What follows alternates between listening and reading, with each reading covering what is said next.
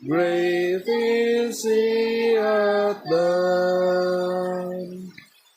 Salamat sa inyong mga matahong na tulong sa sinagawa mo ba?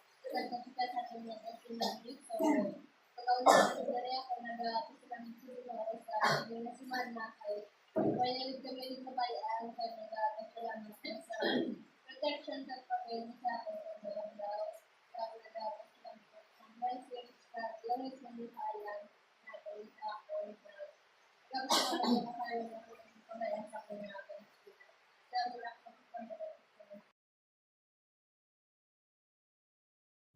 Sa kamalipayo naman nga hapon no, utod kami ni Gugma nga makita mo ang imong bata sa una ginapud-upod gamay pa subong dako na ka nagapagamit na sa Ginoo sa amo ning kalipay sa mga alagad sa Dios.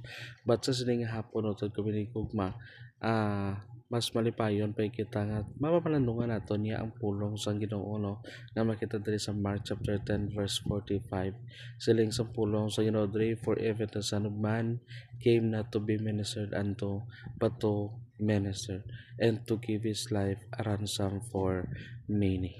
So ini nga passage so to pinigugma ginapakita diri nga ang pagka role model ni Jesus Christ kag dapat man naton sundon nga mga kaalakan sa Ginoo, especially kung ikaw isa ka naga-claim nga tumuluo ka ni Kristo, naga-claim ka nga sumulunod ka ni Kristo, dapat amo ni nga tagipusoon ang ara sa imo, amo ni nga pagserbisyo ang ara sa imo. So si Jesus Christ nag-serve diri nga may ara sa ginatuwag humility, may ara sa compassion kag willing siya nga mag-sacrifice. Kag amo man ang gusto ipalabot sa Ginoo sa imo, dapat ang pag-serve mo sa Ginoo may ara sa ginatuwag humility, may compassion kag you're willing to sacrifice. No, amo ang gusto sa Ginoo tani sa tagsa-tagsa sa aton nga bisan wala kaya na-recognize, wala kaya ginpalakpakan sa ginahimo nimo, still palayon kaya sa paghimo